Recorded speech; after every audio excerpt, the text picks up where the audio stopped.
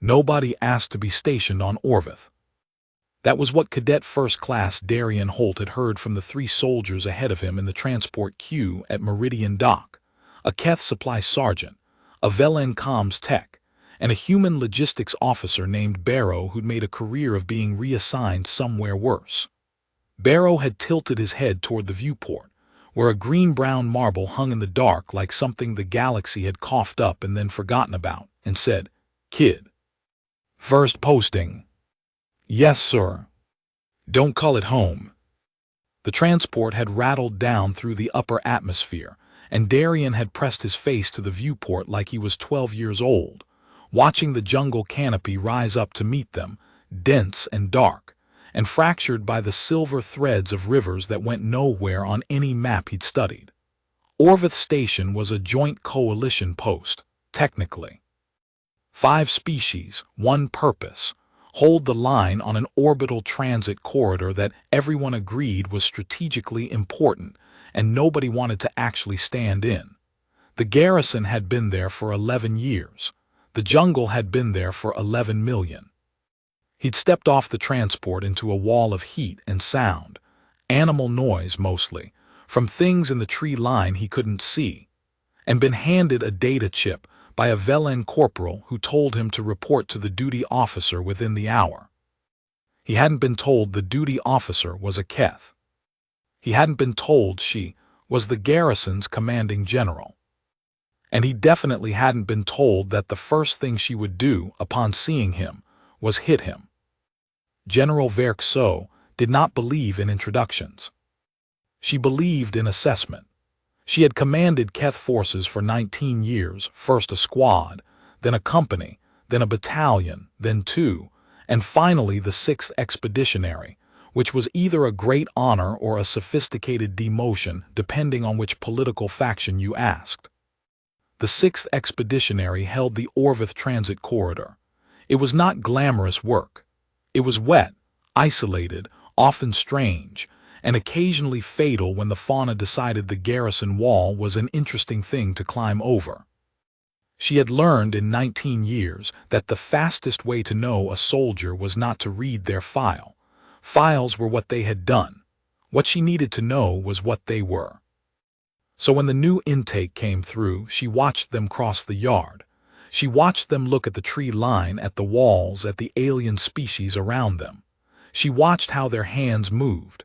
She watched how they breathed. Humans were, in her experience, an unreliable species, physically soft by Keth standards. Without rank brands, without a warrior caste lineage, without the hardened bone structure of a species that had survived a genuine extinction event on its homeworld. The Keth had a word for humans that didn't translate well, Velthari *, which meant something close to soft promising. The way you describe fruit that looked ripe but might be hollow inside. They were not dismissed, but they were not trusted until they had earned it.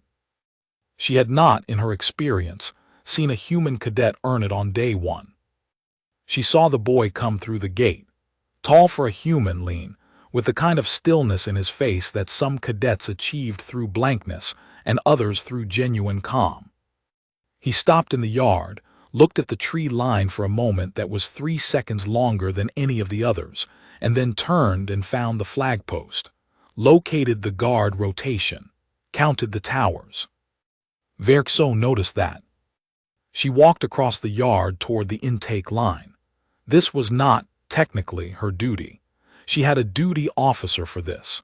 But the duty officer was handling the Velen comms situation, and she had nothing else in the next 11 minutes that couldn't wait.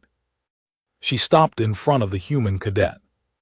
He came to attention immediately, perfect, clean, without the flinch that some humans showed when they first confronted a Keth general at close range.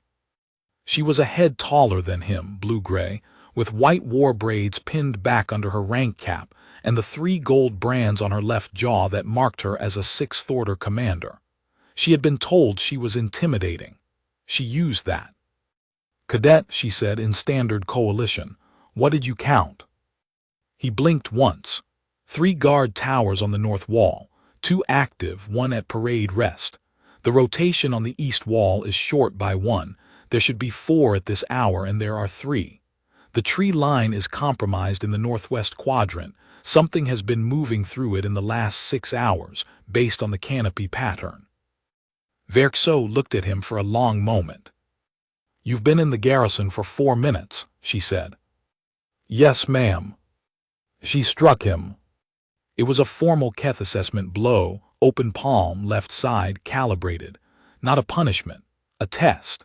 In Keth warrior tradition, you assessed a cadet's readiness by striking them without warning to see the response. A flinch meant fear. A stumble meant fragility. An attempt to strike back without first reading the rank of the striker meant recklessness. The correct response was to absorb the blow, hold ground, and bring your eyes back to the striker's face. In 19 years, she had seen approximately 1 human and 40 manage it. The cadet's head snapped to the right with the impact. He brought it back. Eyes level, jaw tight but not trembling, not a step back. There was a long, absolute silence in the yard. She had not expected that. "Name," she said. "Cadet First Class Darian Holt, ma'am. 3rd Tactical Human Coalition Intake." "Why are you here, Cadet Holt?" "I requested the posting, ma'am." This, more than the blow he'd held, made her pause. Nobody requested Orvith. "Why," she said flatly, "would you request Orvith?" He looked at her steadily. There was something in his eyes she couldn't quite read, not defiance, not stupidity, not bravado, something older. "I read the incident reports from the last 3 years," he said. "The pattern of fauna incursions doesn't match seasonal behavior. Something is changing in the biology down there. I wanted to see it." Verxo stared at him. She thought about the northwest quadrant. She thought about the 3 fauna alerts in the last month that none of her officers had been able to explain. She thought Velthari. "Report to the duty officer," she said. "You're on my watch rotation starting tomorrow." She walked away. She did not look back. She spent the next 7 minutes wondering why she could still feel the exact moment his eyes had come back to her face. Part 2. What the Jungle KNOWS. The first week was rain. Orvith's wet season was not a gentle thing. It came in lateral sheets that hit the garrison walls like thrown gravel and turned the yard into a shallow lake by mid-morning. The tree line moved, wet and heavy, and the sound of the jungle changed lower, more constant, the way a crowd shifts when something in it is afraid. Darian learned the rhythms of the garrison faster than most. He was not the only human. There were 11 in a population of 47, but he was the youngest, and he had the singular distinction of being the only intake who had been assessed by the general on arrival, which meant the rest of the garrison knew his name within 48 hours. It was not entirely comfortable. The Keth soldiers treated him with the particular suspension of judgment that his people called being watched, but that Keth culture would have called provisional standing. He had held the blow. That mattered, but holding a blow was not a career. Sergeant Torvhaz, who was the closest thing the Keth contingent had to a social coordinator, explained it to him over ration packs on the 3rd night. "The general hit you," Torvhaz said, in the tone of a man recounting something slightly miraculous. "I noticed," Darian said. "She doesn't do that to everyone. Only cadets she thinks might be worth the time. She hits the ones she thinks are worth the time. She assesses the ones she thinks are worth the time." Torvhaz looked at him with the 3-eyed Keth gaze that Darian was still learning to read. "If she hadn't thought you might be worth it, she would have ignored you. A general ignoring a cadet, that is permanent. An assessment blow is the beginning of something." "The beginning of what?" Torvhaz thought about this. "Either a good posting or a hard one," he said. "With the general, they tend to be the same thing." On the 5th night, the alarm went off. Darian was awake before the tone faded, dressed and armed in 50 seconds by the clock on the wall. He was not the first to the north wall, but he was the 4th, which, for a cadet in his first week, was fast enough to draw a look from the officer on duty. What was at the north wall was not exactly an animal. It was approximately the size of 3 vehicles and had the rough shape of something that had once been 2 or 3 separate creatures and had decided to become one. It moved slowly at the edge of the floodlight range, and its surface, he could not think of it as skin, moved with it in a way that suggested it was not entirely solid. "Fauna," said the officer on duty, in the tone of someone who had said this before and no longer found it reassuring. "That's not native," Darian said. The officer looked at him. "Cadet, I read the endemic species catalog for this region. That body plan doesn't match anything in the survey data. The movement pattern is wrong for anything in the jungle. It's too slow and too coordinated. And the perimeter sensors are reading organic mass at 3 times the density of any cataloged fauna." The officer was quiet for a moment. "Then what is it?" she said, not dismissively but genuinely asking. "I don't know yet," Darian said, "but I think whatever is changing in the northwest quadrant, it's connected." He was aware, a moment later, that the general was standing 2 meters behind him. He had not heard her arrive. He turned.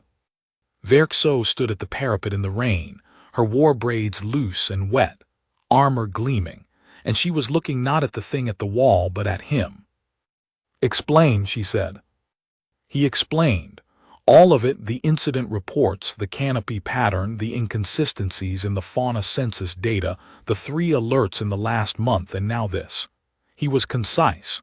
He didn't editorialize. He presented the data and the pattern and then stopped. She looked at the thing at the wall for a long time.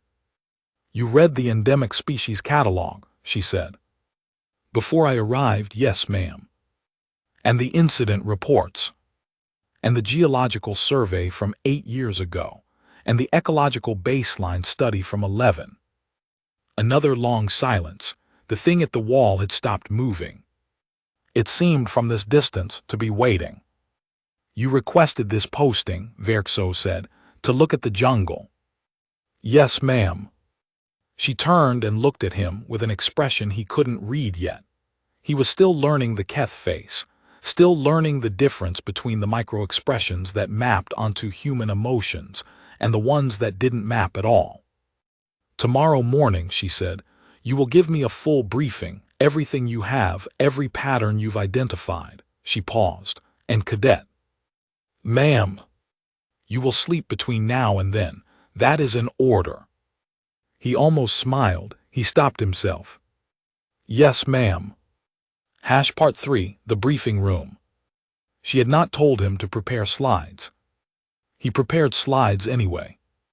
The general's briefing room was small by military standards. A table, 6 chairs, a display wall, and a window that looked out over the south yard, and the tree line beyond. Verxo arrived precisely on time with 2 of her senior officers, Torvhaz, who had been promoted from social coordinator to silent skeptic, and Lieutenant Commander Celis, a Velen officer with the patient expression of someone who had learned to wait out uncertainty. Darian stood at the display wall and breathed. 3 incidents in the last 32 days, he began, classified as standard fauna incursions. In each case, the responding team reported anomalous behavior, coordinated movement, no territorial response to deterrent sound, and in one instance, regrouping after dispersal. None of these behaviors are consistent with any cataloged native species. He put up the first map. The incidents follow a geographic pattern moving northeast, not random, not opportunistic feeding or territorial pressure, sequential with a spacing that suggests something is learning the perimeter. Torvhaz made a sound. "Something is learning the perimeter," Celis repeated slowly. "Or adapting to it," Darian said.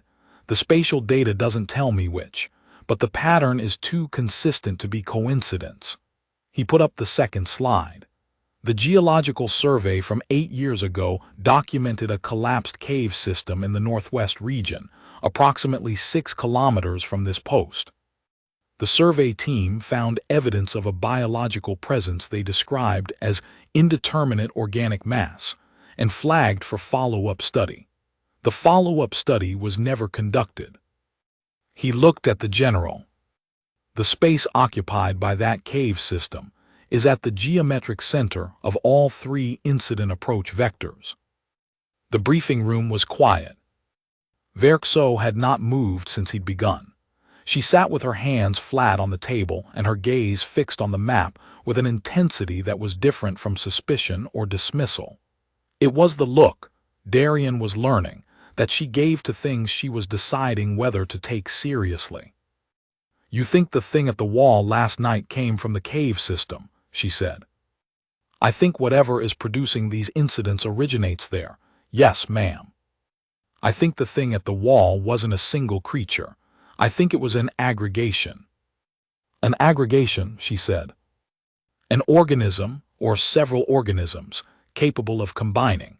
There's precedent in the biology literature for colonial organisms that can achieve temporary structural unity, but nothing like this in any catalog I've found for this world." He paused, which means either the catalog is incomplete or what's down there didn't originate here. A very long silence. "It didn't originate here," Torvhaz said, "not a question." "I don't know," Darian said honestly. "I'm a cadet. I'm not a xenobiologist. What I can tell you is that the pattern is real and the thing last night was real and the cave system is the common point. I think someone should go look at it." Verxo looked at him. "Someone," she said. "With a proper team and appropriate protocols," he said carefully. "I'm not suggesting a solo reconnaissance." "I know what you're suggesting, Cadet." She stood. It was a fluid movement, unhurried, the way powerful people moved when they had decided something. "I'm suggesting you lead it." He blinked. "Ma'am, you found the pattern, you understand what you're looking for." She moved toward the door. "Assemble a 4-person team. Torvhaz will advise you on team composition. You leave at first light tomorrow, weather permitting." She paused with her hand on the door frame. "Hold. Ma'am. If you find something significant down there," she said, without turning around, "your assessment period ends early." She left. Torvhaz looked at Darian with something that might have been admiration. "That," he said, "is the fastest I have ever seen her do that." "Do what?" Darian said. "Trust a cadet," Torvhaz said. Part 4, 6 kilometers. They left in the gray hour before full dawn, when the jungle was still, and the mist lay in layers between the trees like something the world had exhaled overnight. 4 of them, Darian, Torvhaz, a Keth combat specialist named Drev, and a Velen sensor technician named Piss Short, she explained, for Pissamara, which was a Velen name with a complicated family history that she'd given up explaining to non-Velen entirely. The general did not come. Darian had not expected her to. She had a garrison to run, but he was aware, in some way he couldn't quite articulate, of the weight of having been sent instead. The jungle at ground level was a different organism than the jungle seen from the walls. From the walls it was a texture, a sound, a distance. On the ground it was specific, particular trees with particular shapes, particular mud, particular light filtering through canopy in particular places. There was a trail of sorts made by fauna traffic and old coalition survey teams, but it ran west, not northwest, and at the 2nd kilometer they left it. "Sensor reads," Piss said, checking her equipment every 100 meters or so. "Organic density is elevated, not alerting but elevated." "Concentrated?" Darian asked. "Dispersed but directional." She showed him the readout. The density gradient ran northeast toward the coordinate he'd plotted, like a pressure system. They moved carefully. Drev moved the way Keth soldiers moved through dangerous terrain, not cautiously exactly, but with an economy of motion that meant nothing was wasted, every step decided. Torvhaz walked like a man who had done this before, which he had, on 4 worlds that Darien knew about and probably more that he didn't. At the 4-kilometer mark they stopped. The jungle had changed. It was subtle enough that Darien couldn't have named it immediately, but something in the quality of the silence was different. The animal noise, background, constant, the white noise of a living ecosystem had dropped. Not gone. Dropped. The way sound drops when something large moves through an area and the things that are afraid of it go quiet first. Temperature is reading 2 degrees below ambient, Piss said quietly. In a jungle, Torvhaz said, equally quietly. Yeah, she said. Dryan crouched and looked at the ground. The mud here was disturbed, not by footprints, not by anything with a defined contact shape, but in the way that mud disturbs when a flat, heavy weight passes over it. Compressed in broad patches. The edges of the patches had a faint iridescence in the morning light, like something biological had passed and left a trace. He photographed it. They continued. The cave system was not where the old survey map said it would be. The collapse over 8 years had shifted things. The entrance, if you could call it that, was a depression in the hillside approximately 30 meters wide, partially overgrown, the soil around it darker than the surrounding ground and damp in a way that wasn't explained by recent rain. They stood at the edge and looked down into it. From below, faintly, there was light. Not much. A low, cold, blue-green bioluminescence, the kind that meant living tissue. It pulsed, very slowly, at a rhythm that was nothing like a heartbeat and nothing like breathing but was something. I'm not going in there without telling the general first, Torvhaz said. Agreed, Darien said. He pulled his comms unit and reported. Location confirmed. Structure larger than survey indicated. Biological activity present, requesting instructions. The general's voice came back in 30 seconds. Hold position. Document what you can from the perimeter. Do not enter. I'm dispatching additional personnel. A pause. Good work, Holt. He'd expected to feel a simple satisfaction at that. Instead, he felt something more complicated. A warmth he didn't examine too carefully while Torvhaz was standing next to him. Part 5. What it was. What it was, once the xenobiology team from the nearest coalition post arrived 4 days later and spent another 3 days running tests, was this. An organism, non-native, old, not ancient, but old enough to have been here before the coalition survey 11 years ago, which meant it had been missed or was not yet large enough to register. It was colonial in structure, thousands of individual cellular clusters capable of independent function, but also capable of temporary aggregation, combining into larger forms to move, to probe, to test its environment. It was not technically hostile. It had no intent in any way the biologists were comfortable attributing to a non-neurological organism. What it had was a function, expansion. It produced chemical signals that disturbed the native fauna, which was why the animals had been behaving strangely. The aggregated form, the thing at the wall, had not been approaching the garrison as a target.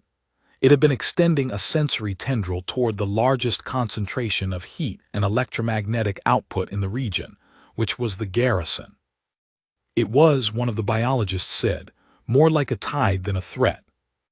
A tide, Darien said. In the absence of intent, she said, it's the best analogy. It expands toward energy.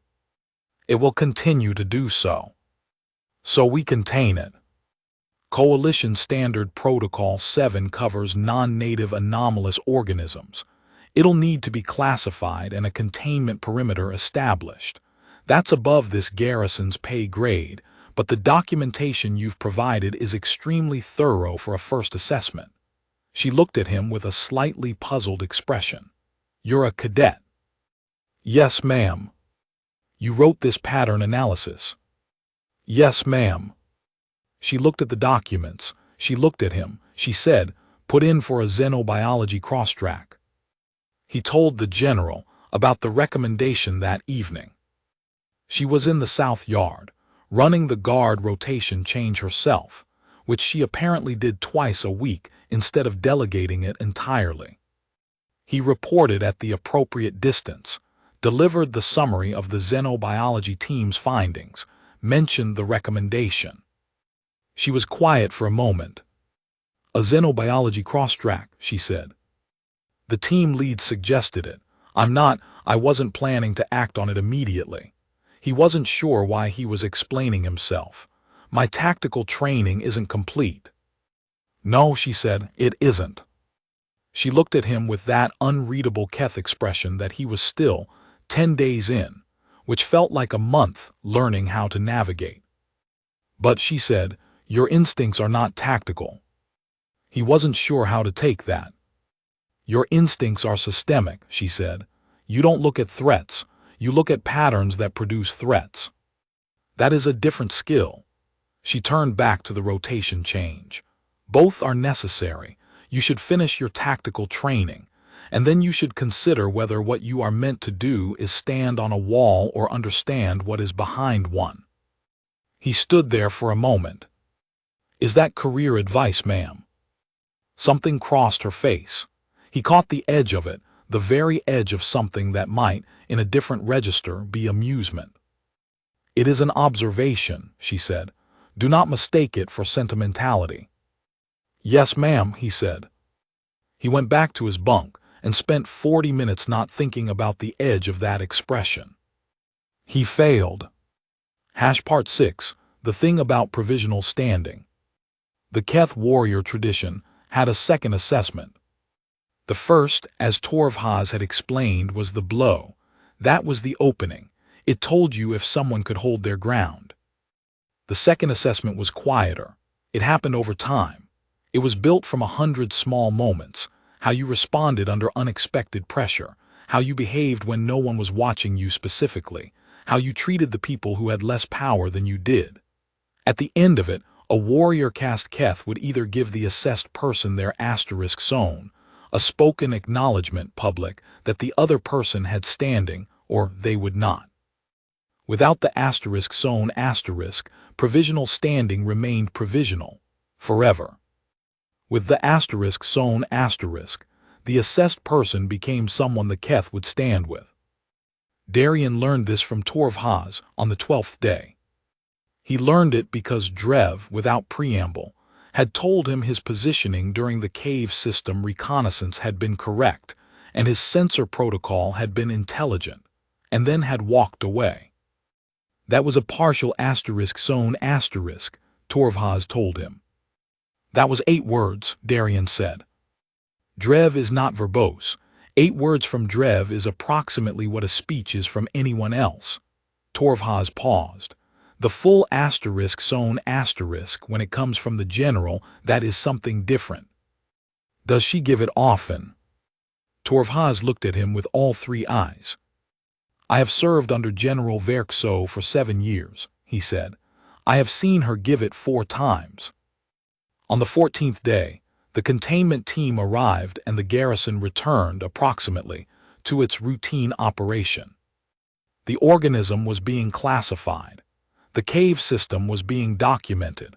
Darian returned to the standard cadet rotation, guard duty, logistics support, tactical simulations, with the additional distinction of being the person who had found the thing. He did not make much of this. He did his shifts. He studied. He ate his ration packs and listened to Barrow, the logistics officer, tell increasingly elaborate stories about previous bad postings, and he ran the perimeter with the evening rotation and looked at the tree line the way he always looked at it, not as scenery, not as a threat, but as a system. He saw the general at briefings. He delivered reports. He was professional. He did not think about the edge of that expression. He thought about it constantly. On the 18th day, she stopped him in the corridor outside the briefing room. Not for a purpose, or not an evident one.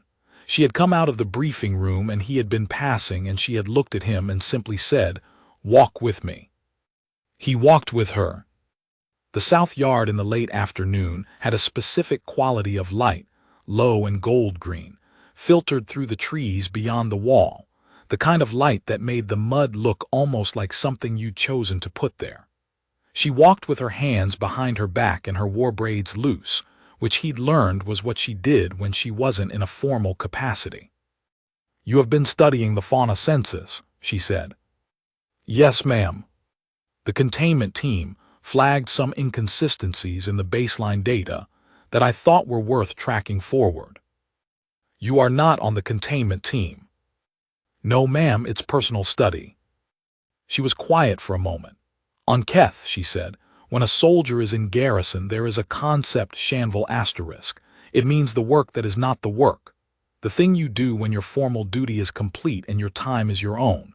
It reveals character." She glanced at him sideways, the Keth side glance, which used the outer eye and meant you were looking at something you weren't ready to look at directly. "Your asterisk Shanville asterisk is the same as your work." He considered this. "Is that good or bad?" "It is rare," she said. They walked in silence for a moment. "On Earth," he said carefully, "when someone does something they'd be doing anyway regardless of whether they were paid for it, we call it a calling." He paused. "I suppose that's what this is." She stopped walking. He stopped. She was looking at the tree line with an expression that was different from her briefing face, her duty face, her assessment face. It was more still, more interior, like something behind the eyes was moving that she hadn't decided to show yet. "My asterisk Velson asterisk," she said and stopped. He waited. "My calling," she said in standard, "was never what I expected it to be." He did not ask, he waited. "I was trained as a siege specialist," she said. "I was good at it. I broke 3 fortified positions in 2 years and was promoted past the rank where I would ever do it again." She was quiet for a moment. "What I had discovered in those 3 years was that I did not want to break things.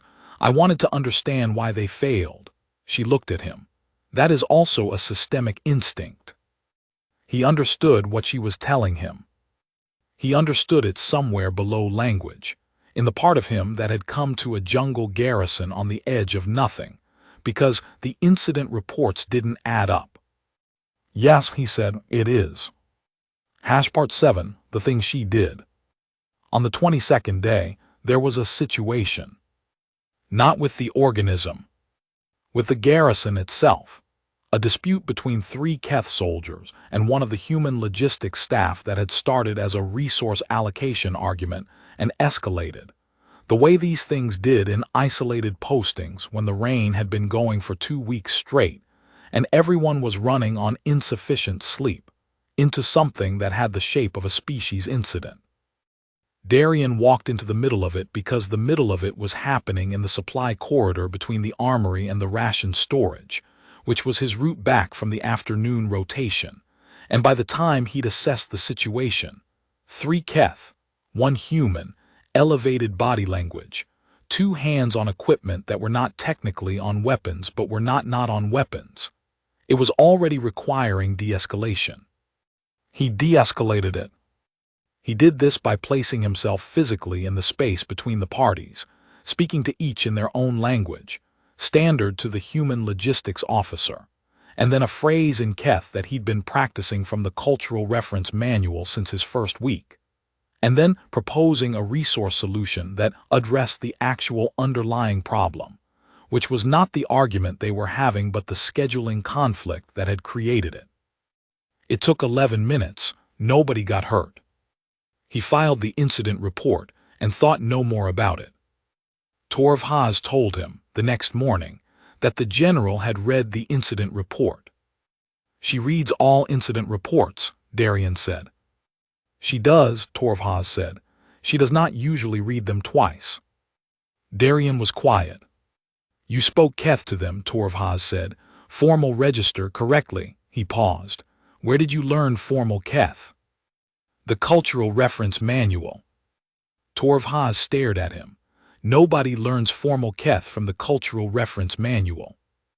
"I had time on the transport," Darian said. On the 24th day, the general called him into her office. This was different from a briefing. Her office was small and had 1 window, and on the windowsill she kept a single object, a keth blade, old, the kind that had been earned rather than issued, with a handle worn smooth from use. He had not been in her office before. He noticed the blade. "Close the door," she said. He did. She was standing at the window with her back to him, looking out at the south yard, and the afternoon light was doing something to her war braids that he specifically did not let himself think about. "I have been watching you," she said. "I know, ma'am." "You knew." "From the first day," he said. "You watch everyone, but you've been watching me specifically since the briefing." She turned. She looked at him with the full front Keth gaze, all three eyes, which for Keth meant you were looking at something you had decided to see entirely. "Why did you hold the blow?" she said. It wasn't a question he'd expected. He thought about it honestly. "Because you were testing me," he said, "not punishing me, and I understood that." "How?" "Your eyes," he said. "When someone is striking in anger, their focus is diffuse, they're expressing something. When someone is assessing, they're tracking. You were tracking." He paused. "You wanted to see what I'd do, so I showed you." A very long silence. "Most humans don't read Keth expression in the first 4 minutes," she said. "I'd been studying the reference manual." "You study everything." "Yes," he said, "I do." She looked at him. There was something in the air of the room that was different from every other moment they'd been in the same space, and he could feel it but couldn't name it, the way you can feel a change in pressure before a storm arrives. "Cadet Holt," she said. "Ma'am, I am going to say something that is not in keeping with my rank or my role in this garrison, and you will treat it accordingly." His pulse, he noted distantly, had done something. "Ma'am," he said, which was not a yes but was not a no. "When I struck you," she said, "and you held and your eyes came back to me," she stopped. She started again. "In 19 years of command I have given the **zone** 4 times. It is not given lightly. It requires—" She stopped again. He waited. She crossed the room. She was taller than him by enough that she had to look down, and he had to look up, and the afternoon light was still doing things he wasn't tracking because he was tracking her face, which had lost the general's face entirely and had become something else, something more interior, more uncertain, which on a Keth warrior caste general was the most disarming thing he had ever seen. "I struck you," she said, "because I thought you might be worth the time. I told you the cave system because I thought you might be worth the risk. I read the incident report twice because—" She stopped. "Because," he said. "Because you spoke Keth to them," she said very quietly. "Formal register, correctly to calm them." She looked at him. "You learned my language so you could talk my people down." "I learned it so I could talk to anyone in this garrison," he said. "But yes." She was very still. "Darian Holt," she said, "not Cadet, not his rank. His name said in the Keth rhythm which placed the weight differently." "Verkso," he said. She had not told him her given name. It was on her rank cap. He had read it there, of course. He had read everything. Something crossed her face, something that began as surprise and became, by degrees, the expression he'd caught the edge of on the first day. Not the edge of it now, all of it. She raised her right hand and placed it, open, against his jaw. It was the opposite of the first blow. That had been calibration. This was, he didn't have a word for this in any language he spoke, but when he looked it up later in the Keth Cultural Reference Manual, he found a term, valson. The touch of choosing. "I'm giving you my **zone*", she said, "the full form." He knew enough to know what that meant. He knew enough to know what happened after. He placed his hand over hers. Part 8, what provisional standing becomes. She told him 3 things that evening, sitting on the narrow bench in front of the window, with the old blade between them and the jungle making its nighttime sounds. The first, that she had not expected to give a **zone* to a human. Not out of prejudice. She used the word precisely, as Keth did, to mean prior assumption rather than contempt, but because in her experience the asterisk Velthari had always applied. The soft promising fruit. She had not before him seen a human who was the same thing outside as inside. The second, that she had known, roughly, by the end of the second week. Known what was happening in the way you know a weather change, not the thought of it, but the feeling in the air before the thought arrives. The third, that she was fully aware of what the garrison would say and did not particularly care, because in the Keth tradition the asterisk sown superseded rank, and a general who gave it was expected to stand by it. It was not a weakness. It was a declaration. He listened to all three things. He told her one, that he had requested Orvith because the patterns in the incident reports had interested him, and this was true, but also that when the transport had broken atmosphere and he'd looked at the green-brown marble below him, he had felt something specific. The feeling of a place that had not been fully understood yet, the way a locked door feels when you happen to have the right hands. She was quiet for a moment after that. The right hands, she said. Not a Keth expression, he said. No, she said, but I understand it. The garrison did not, as it happened, have a great deal to say. Torv Haz, upon learning of the asterisk sown asterisk, expressed the Keth equivalent of I knew it in a single syllable, and then returned to his duties. Drev nodded once and added 3 more words to his total communication with Darien for the month. The Velen contingent were characteristically unbothered. Velen culture had a pragmatic view of bonds formed in isolated postings, which was that the jungle had its own logic and you didn't argue with the jungle.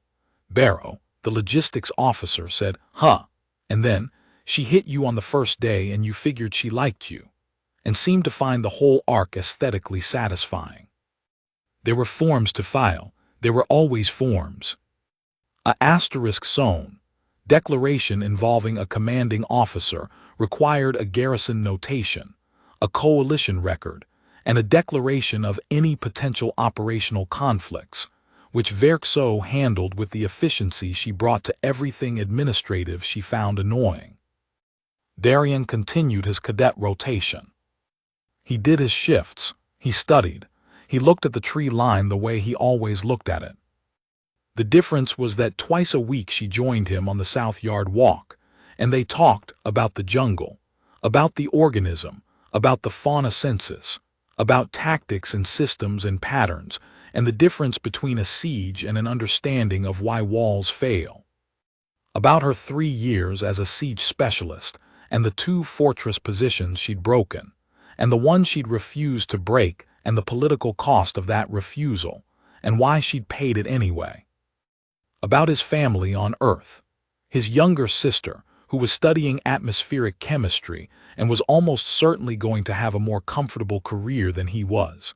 His father, who had wanted him to go into engineering and had respected his decision and not said so out loud, which was its own kind of love.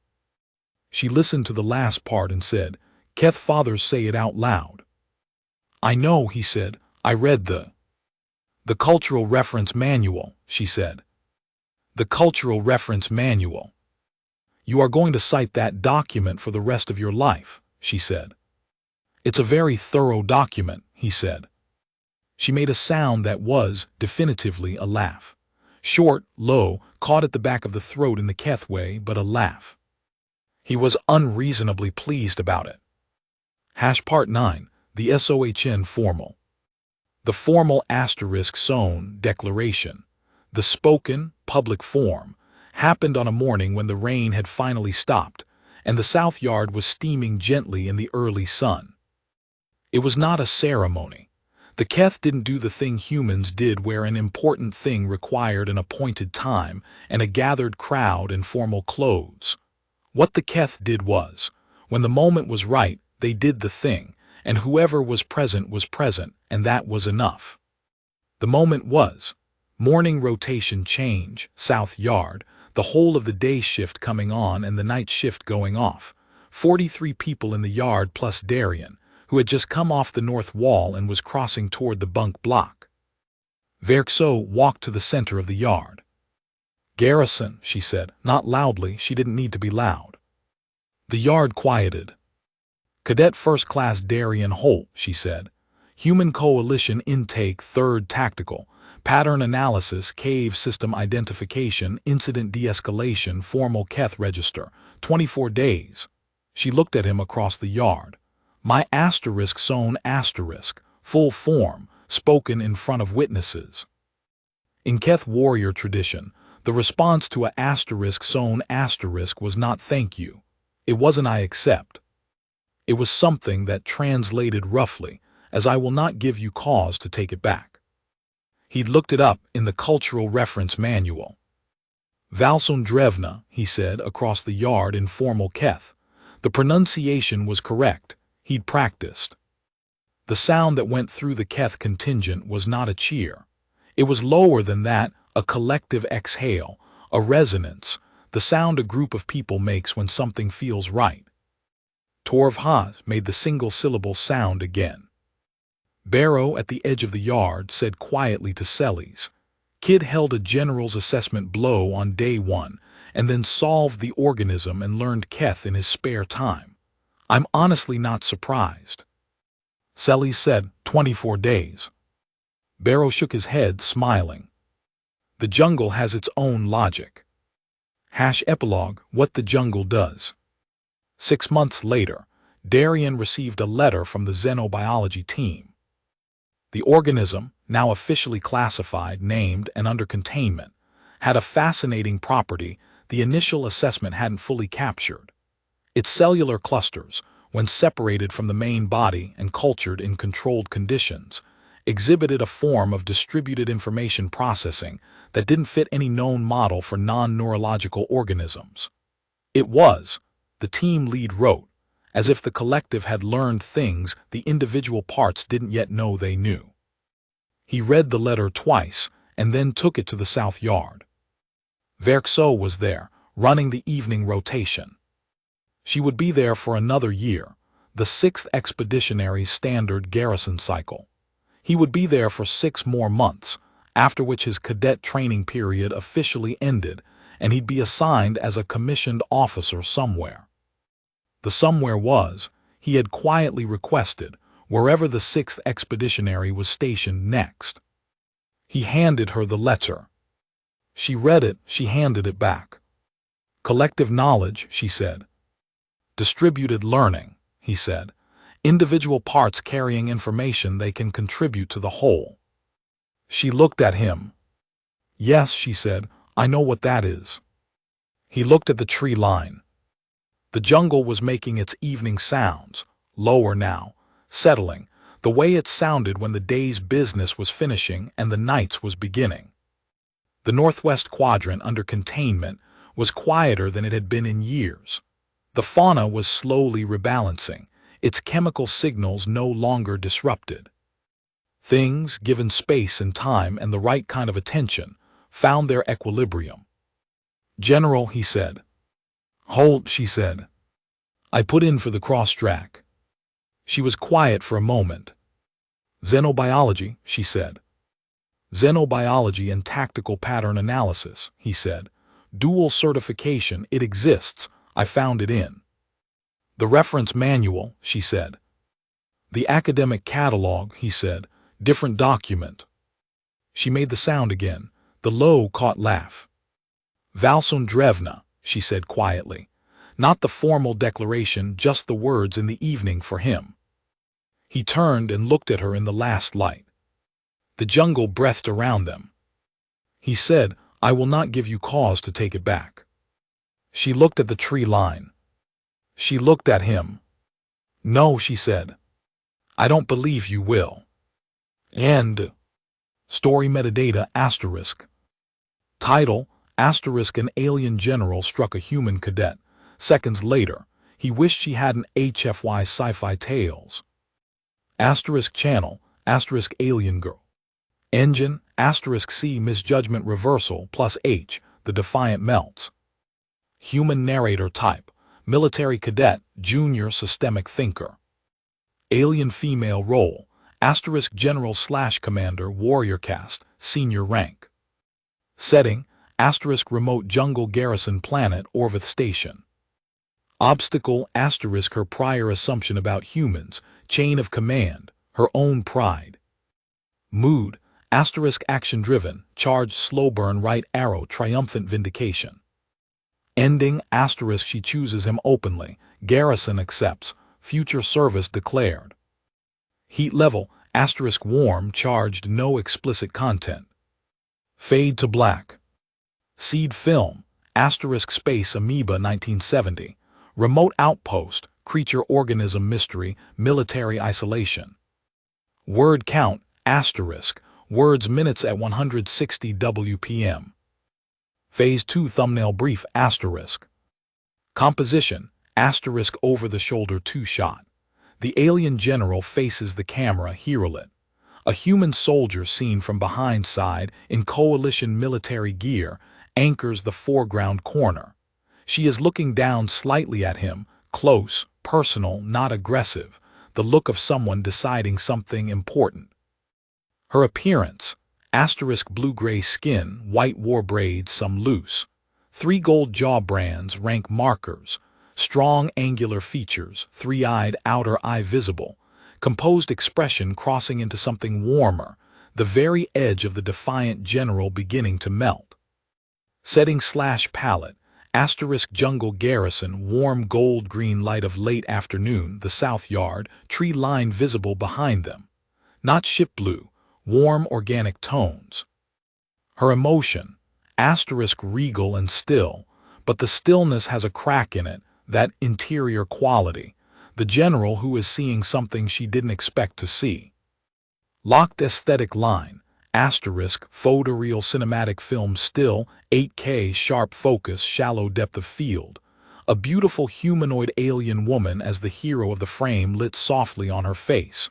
A human man in the foreground seen from behind. Natural filmic lighting, 16:9. Asterisk locked negative prompt, asterisk negative prompt. Cartoon, comic, anime, manga, chibi flat color, cell shading, 3D render plastic look, sketch, line art, painted illustration, ugly deformed face, asymmetric eyes, extra fingers, deformed hands, fused fingers, bad anatomy, blurry, low detail, JPEG artifacts, text, letters, watermark, logo, signature, 2 human men, crowd of humans.